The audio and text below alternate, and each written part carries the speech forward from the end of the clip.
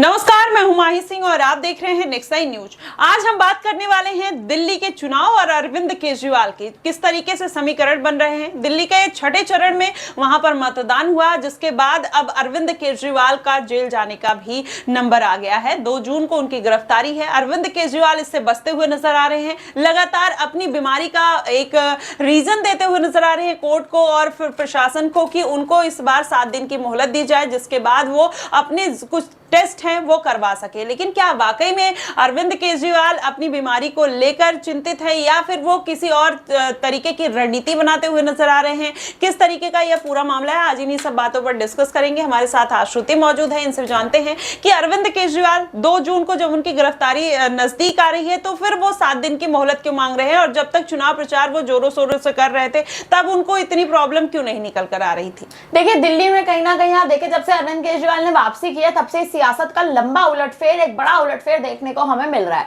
अरविंद केजरीवाल का अंत में यूं एक तरह से सुप्रीम कोर्ट में याचिका डालना और याचिका में दायर करते हुए ये कहना कि मेरी जो 7 दिन की मोहलत, मेरी जो 2 जून को जो मुझे वापसी करनी है उसको 7 दिन और बढ़ा दे जाए। यानी उन्हें ये जो पूरा आप माने मतगणना के बाद के जो 7-8 दिन होते हैं जिसमें सरकार बन जाती है, सरकार का आप देखें जब कहीं ना कहीं आप देखें जब वो तमाम जो आगे की जो ऑफिशियल प्रोटोकॉल्स है जो कहीं ना कहीं जिनको पूरा होना होता है उसको कहीं ना कहीं आप देखें वो पूर्ण करके ही अरविंद केजरीवाल कहीं ना कहीं वापस जेल की ओर जाना चाहते हैं। लेकिन मुझे ऐसा लगता है ये आम आदमी पार्टी की एक रणनीति है और आम आदमी पार्टी के रणनीतिक तौर पे कहीं ना कहीं अरविंद केजरीवाल इस प्रकार की रणनीति और इस प्रकार की पूरी राजनीति किस्म की चलाने की कोशिश कर रहे हैं कि अरविंद केजरीवाल जेल जाए और मनीष सिसोदिया जेल से बाहर आ जाए। अब देखें, अरविंद केजरीवाल के जेल जाने के बाद आखिर दिल्ली में कमान कौन संभालेगा, दिल्ली में आखिर किसके पास है? और दिल्ली में आम आदमी पार्टी की कमान देखिए अरविंद केजरीवाल के बाद मनीष सिसोदिया ही संभाल सकते हैं, क्योंकि सुनीता केजरीवाल ने तो पहले ही मना कर दिया कि वो कमान नहीं संभालेंगी। जी बिल्कुल आश्रुति, लेकिन आज एक बयान फिर एलजी की तरफ से आता है। वो बोलते हैं कि कुछ दिन में राष्ट्रपति शासन लग जाएगा। अगर अरविंद केजरीवाल इस्तीफा नहीं देते हैं, उनको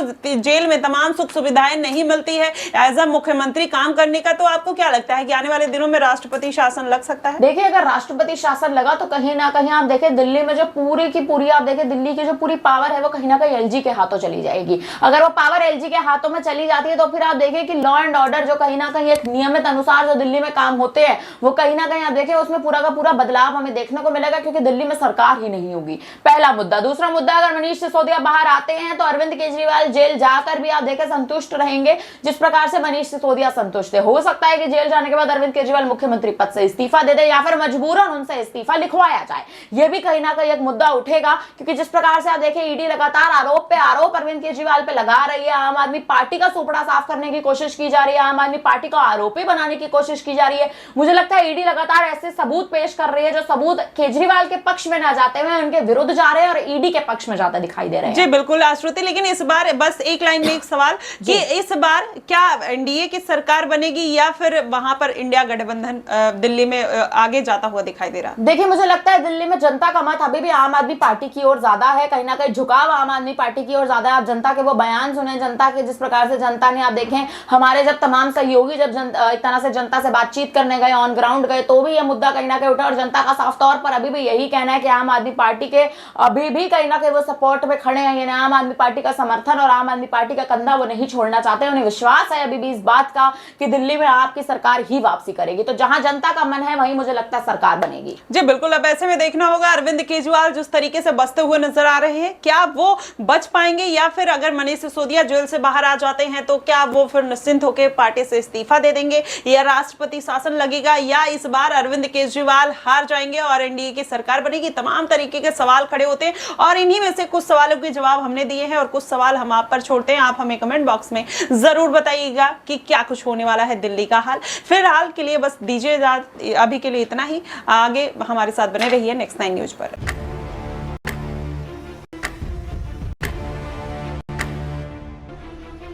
आखिर किसके पक्ष में है सत्ता की लहर? हम पहुंचे गांव-गांव और शहर-शहर। जनता ने बताई हमें अपने मन की आवाज। सबसे सटीक एग्जिट पोल 1 जून शाम 6 बजे से। सिर्फ नेक्स्ट 9 न्यूज पर।